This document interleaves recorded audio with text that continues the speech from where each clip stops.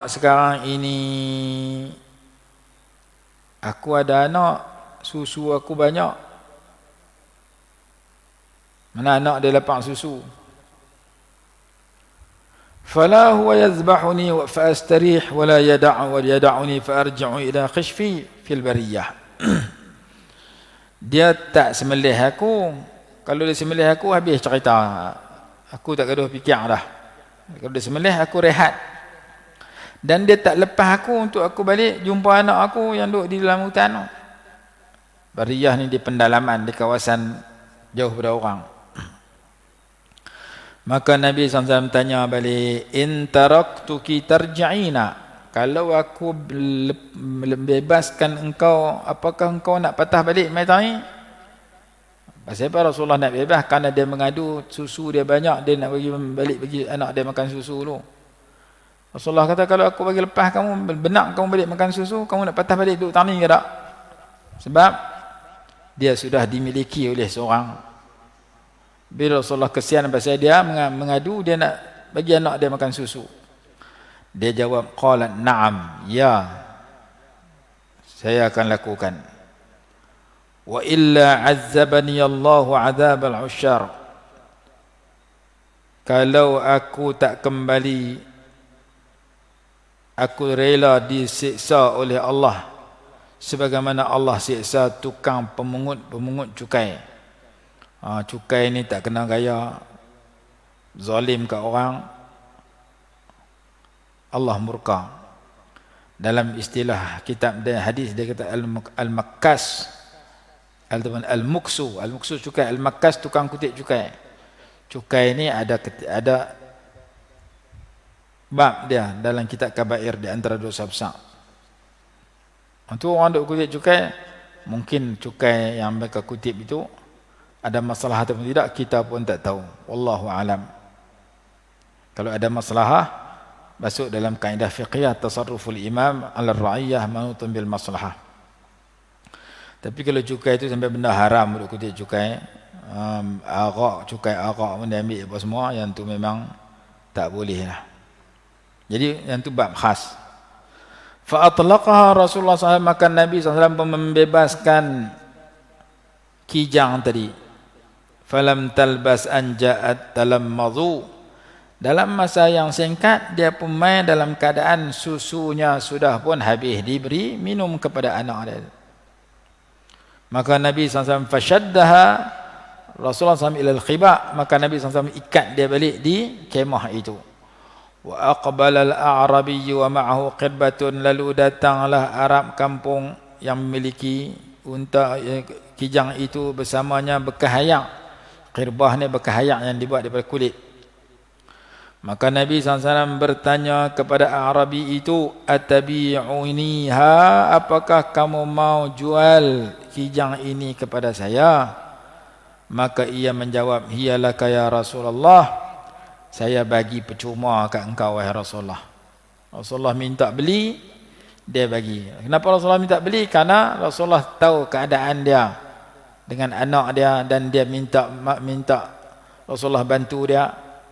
Maka Nabi SAW setelah menerima pemberian Arab tadi, baginda pun melepaskan kijang itu untuk pulang ke tempat dia. Fa atlaqaha Rasulullah SAW, Rasulullah SAW membebaskan. Itu cerita tentang kijang.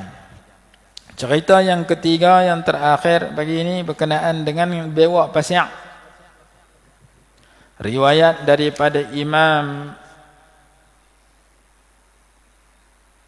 Al-Baihaqi, Abu Nuaim, kedua-duanya dalam kitab Dalailun Nubuwah. Imam Suyuti rahimahullah kata, riwayat Imam Tabrani, Imam Al-Hakim, Ibnu Adi, Ibnu Asakir. Sayyiduna Umar radhiyallahu anhu berkata, ketika Rasulullah SAW bermusafir dengan sekumpulan para sahabat, tiba-tiba datang seorang Arab kampung daripada Bani Sulaim yang telah memburu seekor biawak pasir.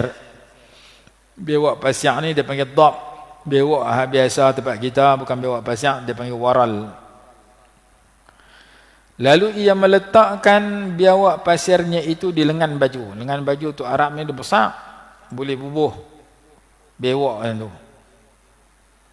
untuk dia pergi kepada kenderaan dia untuk dia bakar dan makan bewak pasang itu. Bewak pasang ni boleh dimakan. Dia punya ketak dia, ekor dia 21 ketak. Tak lebih tak kurang, besar kecil tak kira. Tu nak kena bewak pasang. Dan ada bab khas dalam kitab Hayat Ayam Kubra tentang bewak pasang. Dalam hadis sebut, la tattabi'unna sunan man kana qablakum shibran bi shibrin wa dhira'an bi dhira'in hatta law dakhalu juhra dabbin lattaba'tumuhu atau kama qala. Sesungguhnya kamu akan mengikut sunnah-sunnah orang terdahulu, perangai orang terdahulu, cara hidup orang terdahulu di kalangan Yahudi dan Nasrani, sejengkal demi sejengkal, sehasta demi sehasta, sehingga kan kalau mereka masuk ke dalam lubang biawak pasir sekalipun, nescaya kamu akan masuk sama. Nabi SAW beritahu umat baginda di akhir zaman akan ikut perangai Yahudi dengan Nasrani sikit. Yahudi Nasrani tak semayang, ada umat Rasulullah mengaku la ilaha illallah Muhammad Rasulullah, tak semayang macam mereka. Yahudi dengan Nasrani tak tutup aurat, ada umat yang mengaku Islam tapi tak tutup aurat juga. Perangai-perangai Yahudi dia pun ikut sikit-sikit. Perangai Nasrani pun ikut sikit-sikit. Sehingga kalau puak Yahudi Nasrani ni masuk dalam lubang bewak pun, mereka akan ikut juga. Itu perumpamaan yang dibuat oleh Nabi SAW berkenaan dengan bewak pasang dalam hadis. Apabila ia melihat Nabi SAW dengan para sahabat, dia tanya, bewak pasang duduk dengan baju dia. Dia jumpa kawan, dia tanya, tu siapa ramai-ramai tu? Ma haza? Depa jawab, hadzal ladzi yadhkuru annahu nabiyyun faja'a hatta syaqqan nas. Tu seorang lelaki yang mengaku dia adalah nabi, seorang pembawa berita daripada Allah, utusan Allah, dan dia datang menyusahkan orang ramai. Maksud dia menyusah, pecah belah habis masyarakat. Dulu pekat bersatu dalam keburukan, bila dia mai ada yang ikut dia, ada yang tak ikut. Depa kata pecah belah kerana depa tak kenal dan Rasulullah, dan depa anggap Rasulullah ni bawa kejahatan dan keburukan. Maka depa tuduh dengan tuduhan yang buruk kepada Nabi SAW. Maka lelaki itu bersumpah dengan menyatakan tidak melahirkan oleh mana-mana perempuan akan seseorang yang paling dia benci melainkan engkau. Dia pergi jumpa Rasulullah, dia kata, dia sumpah nak bunuh Rasulullah. Engkau lah orang paling dia benci. Kalaulah kaum aku tidak menamakan aku seorang yang gopoh, nescaya aku akan cepat dan gopoh segera untuk membunuh engkau. Maka aku akan bergembira dengan membunuh engkau. Akulah orang yang paling gembira di kalangan orang yang berkulit hitam, kulit putih, di kalangan seluruh manusia. Dia pergi kata kat Rasulullah lagu tu depan para sahabat. Sayyidina Umar duk ada depan. Sayyidina Umar duk kira nak cabut pedang pancung tu. Pasal ayat dia kurang ajar dengan Rasulullah. Maka Nabi SAW, maka Sayyidina Umar kata kat Rasulullah, ya Rasulullah, da'ni fa'aqum fa'aqtulahu. Ya Rasulullah, izinkan saya mangkit berdiri bunuh dia lah ni. Jadi dia kata dalam riwayat yang lain, dia kata engkau orang pecah belah dan sebagainya, kutuk Rasulullah. Lah ni pun ada orang kata Islam ni ajaran yang ekstrim lah, pecah belah lah, tak sesuai zaman ni. Tu perangai yang musuh Islam yang sudah ditunjukkan dalam hadis. Maka Nabi SAW kata kat Sayyidina Umar, ya Umaru ama alimta annal halima kada an yakuna nabiyya. Wahai Umar, apakah engkau tidak tahu bahwasanya orang yang tidak cepat pongoh, orang yang penyabar, orang yang tidak cepat melatah ketika berhadapan dengan musuh, Al-Halim ni orang yang lemah lembut, yang tidak cepat melenting ketika bertemu suasana yang genting, yang menimbulkan kemarahan. Orang yang halim, orang yang sopan santun, lemah lembut, tidak cepat bengis, tidak cepat pongah, itu hampir dengan para nabi, dengan nabi. Darjat dia dekat dengan nabi, kerana nabi seorang yang sedemikian. Silap sikit, jerkah orang, silap sikit, tampak orang, silap, tu bukan perangai, orang tu bukan dekat dengan nabi, tu jauh pada nabi. Cepat pongah, cepat melenting, cari pasal dengan orang, minta tolong orang baik, orang minta tolong dia tak mau. Ada orang perangai lagu tu, jauh daripada para nabi. Kerana nabi tidak cepat melenting. Nabi seorang yang sopan santun, ramah mesra, lemah lembut. Al-Halim nama dia. Kamu tahu ada orang yang tidak cepat melenting itu dekat dengan para nabi. Kemudian Nabi SAW, Sayyidina Umar bila Rasulullah kata itu, dia tak jadi nak bunuh. Maka Nabi SAW berpaling kepada Arab kampung tadi, dia kata, ma hamalaka ala an qulta ma qulta. Kenapa, apa yang menyebabkan engkau telah mengucapkan kata-kata yang kau katakan tadi? Awak hang kata lagu tu, Rasulullah katanya dia. Wa qulta ghairal haq, dan engkau menyatakan kata-kata yang tidak betul. Walam tukrimni fi majlisi, engkau tidak menghormatiku dalam majlis aku. Engkau mai jumpa aku ni tak hormat aku, engkau kutuk aku ni pasal apa? Wa tukallimuna aidan istighfafan bi Rasulillah SAW, engkau bercakap dengan aku kerana menghina seorang utusan Allah Subhanahu wa taala. Maka Arab kadi bersumpah, dia kafir, bukan masuk Islam lagi, musyrik, dia bersumpah, nak sumpah dengan nama Tuhan dia, Wallata wal Uzza, demi Tuhan dia berhala yang dia sembah. La amantu bika au yu'minu bika hadha ad-dab, aku tidak akan percaya dan beriman kepada engkau sebagai utusan Allah, melainkan apabila biawak pasir ini beriman dulu kepada engkau. Kalau biawak ni habaq engkau betul, aku beriman. Wa akhrajad dabba min kummihi, dia pun tarik keluar biawak pasir daripada lengan baju dia. Wa tarahahu, dan dia lontarkan, dia lempak biawak pasir tu di hadapan Rasulullah SAW. Maka Nabi SAW memanggil terui bewak itu, ya dabbu, wahai bewak pasir. Fa'ajabahu ad-dabbu bilisanin arabiyyin mubin yasma'uhu al-qawmu jami'an. Maka biawak pasir itu menjawab panggilan Nabi SAW dengan bercakap dengan bahasa Arab yang amat jelas dan fasih, yang didengari oleh seluruh para sahabat dan didengari oleh tukir bewak tadi, kutuk Rasulullah tadi. Labbaika wa sa'daika ya zaina man wafal qiyamah, aku menyahut seruanmu wahai penghias kepada manusia pada hari kiamat, wahai orang yang membantu umatnya pada hari kiamat. Nabi SAW menyebut perkataan yang kedua. Yang pertama, ya dab, wahai biawak pasir. Yang kedua, baginda tanya, man ta'budu ya dab, siapakah yang engkau sembah wahai biawak pasir?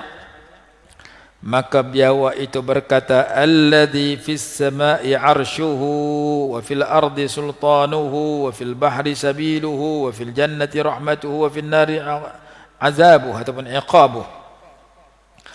Aku menyembah Allah, Tuhan yang memiliki arasy di langit, kekuasaan di atas muka bumi, jalan kepada kapal di dalam laut, rahmat di dalam syurga dan siksa dalam neraka. 5 sifat Allah dia sebut di situ. Sifat pertama, menguasai langit, mentadbir langit, mentadbir arasy. Tak saat baru kita baca dalam surah apa saat ni, tentang surah Asy-Syura, tentang firman Allah yang berbunyi, wa huwal ladzi fis samai ilahun fil ardi ilahun, dialah yang merupakan Tuhan di langit dan Tuhan di bumi, yakni Tuhan yang memerintah langit dan memerintah bumi. Bukan duduk di langit, duduk di bumi. sebagaimana tafsiran sebahagian yang menyatakan Allah duduk atas arash. Kalau Allah duduk atas arash, macam mana ayat kata duduk atas muka bumi pun duduk juga?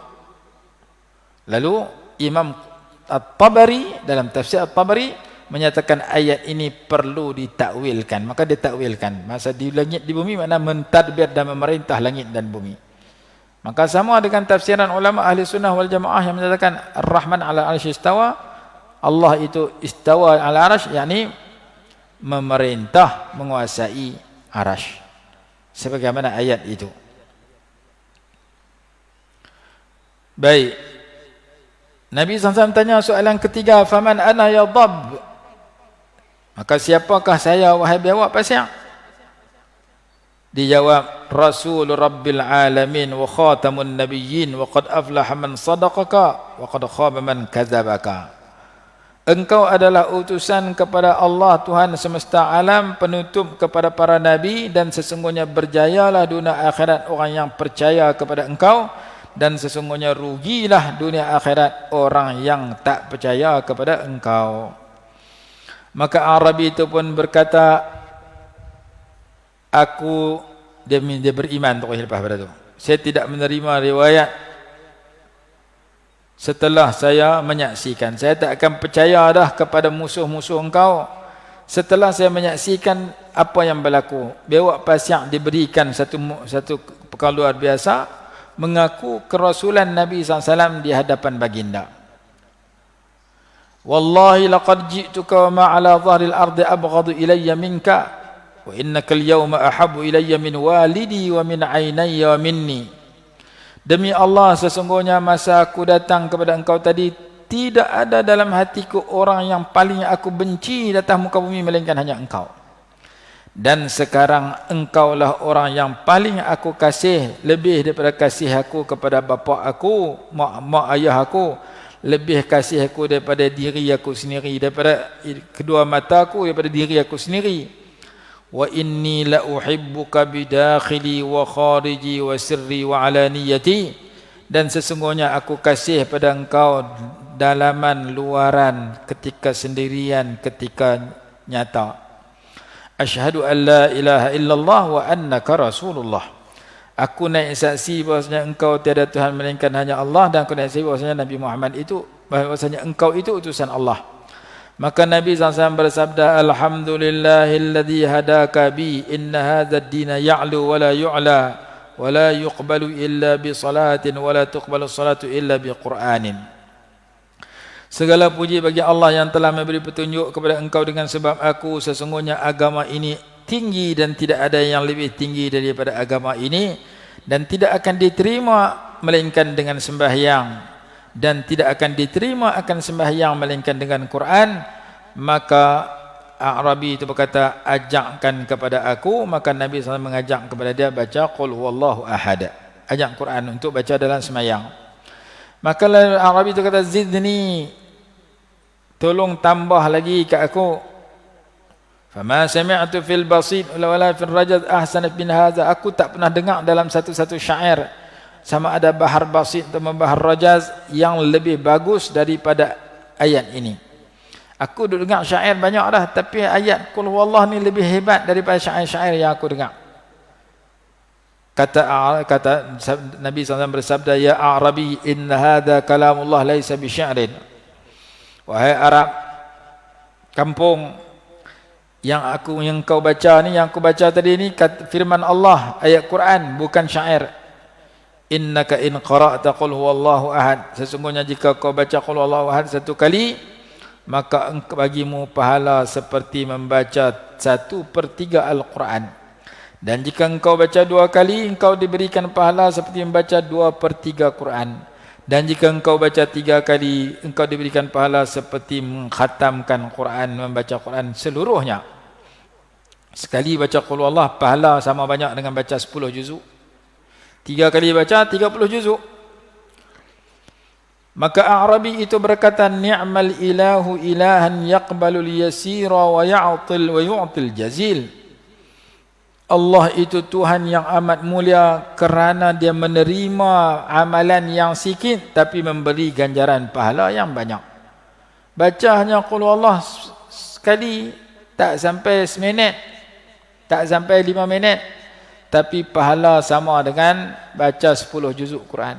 Begitu banyaknya pahala Allah bagi terhadap amalan yang sedikit. Macam kita nak puasa esok lusa ni, esok lusa hari Isnin kita puasa hari Arafah. Puasa sehari hari Arafah, ganjarannya diampunkan dosa selama 2 tahun. Jadi jangan tak puasa. Hari ini kuliah subuh ada lagi, esok ada lagi, hari Arafah ada lagi, hari raya kita cuti. Kuliah subuh kita cuti raya pertama, raya kedua, raya ketiga. Kita sambung raya keempat pula kuliah subuh. Jadi kuliah subuh kita hari ini hari Sabtu, Ahad, Isnin. Selasa raya, kita cuti hari raya. Selasa, Rabu, Khamis cuti. Hari Jumaat, raya keempat, kita sambung balik kuliah subuh kita. Jadi kuliah subuh kita cuti hari Selasa, Rabu, Khamis 3 hari.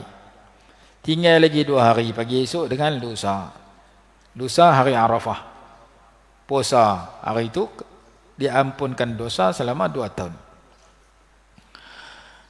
Nabi SAW tanya, alaka malun, adakah engkau ada memiliki harta? Dia jawab, tidak ada dalam Bani Salim ini keseluruhannya seorang lelaki yang lebih faqir daripada aku. Aku paling susah. Maka Nabi SAW bersabda kepada para sahabat, a'tuhu, berikan kepada dia. Lalu mereka memberikan kepada dia sehingga dia tidak mampu mengangkat anugerah sedekah-sedekah yang dikurniakan kepada dia. Maka berdiri Abdurrahman ibn Auf radhiyallahu anhu berkata, ya Rasulullah, sesungguhnya aku memiliki 10 ekor unta. Aku berikan kepada dia kerana mendekatkan diri pada Allah Azza wa Jalla. Maka Nabi SAW bersabda, qad wasafta naqataka fa asif ma laka indallah yaumal qiyamah. Qala na'am, qala laka kanaqatin min durratin jawfa. Engkau akan dikurniakan seekor unta daripada mutiara pada hari akhirat kelak di syurga. Kakinya daripada zabarjad, kakinya daripada zamrud yang hijau, tengkoknya daripada zamrud yang kuning. Di atasnya ada haudaj, haudaj tempat duduk. Di atas tempat duduk itu ada sundus wal istabrak, ada sutra, sutra tebal, sutra nipih. Wa tamurru bika 'ala sirat, dan engkau lintah di atas titian sirat kal barqil khatif, seperti kilat yang menyambar.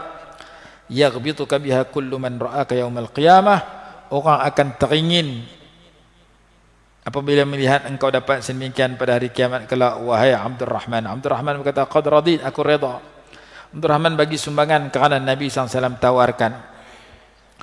Maka keluarlah Arabi itu lalu bertemu dengan Arabi itu, dengan Arab kampung tadi, tuan bewak pasiang tadi, 1000 orang tentera daripada Bani Salim. Kaum dia daripada Bani Salim, jumlah 1000 orang, sedang duduk di atas 1000 kenderaan, sedang memegang 1000 pedang dan 1000 tombak. Jadi lepas pada dia jumpa Rasulullah, dia masuk Islam, dia patah balik ke kaum dia. Kaum dia sudah duduk atas kuda unta sebanyak 1000 ekor. Jumlah mereka 1000 orang, sedang memegang 1000 senjata untuk membuat persediaan untuk menyerang dan membunuh Nabi SAW dengan para sahabat. Lalu dia tanya kat mereka, aina turidun, hampa ni nak pergi mana? Hampa ada pedang, hampa ada tombak, hampa duduk atas kenderaan ni sampai 1000 orang ni lah, ni nak pergi tak mana? Mereka menjawab, nazhabu ila hadzal ladzi saffaha alihatana fanaqtuluhu. Kami nak pergi jumpa tu seorang lelaki yang telah menghina Tuhan-Tuhan kita. Kami nak pergi bunuh dia. Jawab oleh Arab tadi, la taf'alu, jangan buat, jangan pergi serang dia. Ana asyhadu an la ilaha illallah wa anna Muhammadar Rasulullah. Aku telah mengucap 2 kalimah syahadah depan dia, mengaku Allah itu Tuhan dan dia sebagai Rasul utusan Allah. Lalu dia menceritakan kepada kaum dia yang 1000 orang itu apa yang berlaku antara bewak pasiak dengan Rasulullah tadi. Aku masuk Islam sebewak aku habaq tadi. Rasulullah tanya sekian, dia jawab sekian. Rasulullah tanya sekian, dia jawab sekian. Rasulullah tanya sekian, dia jawab sekian. Maka dia cerita kat kaum dia. Lalu 100% memeluk Islam pada ketika itu. Semua 1000 orang nak pergi bunuh Rasulullah, dengar cerita tadi, faham cerita tadi, semuanya yakin dan beriman masuk Islam. tak pernah berlaku zaman Rasulullah SAW 1000 orang masuk Islam serentak dalam satu masa, melainkan ketika mendengar kisah mukjizat ini. Mereka tak jadi dibunuh, bahkan mereka masuk Islam 100% masa itu juga. Kemudian faqila, dibagi tahu kepada Nabi SAW. Nabi SAW turun daripada kenderaan bertemu dengan mereka. Mereka berkata, la ilaha illallah Muhammad Rasulullah. Kemudian mereka berkata, ya Rasulullah, murna bi amrik, wahai Rasulullah, suruh kami satu suruhan.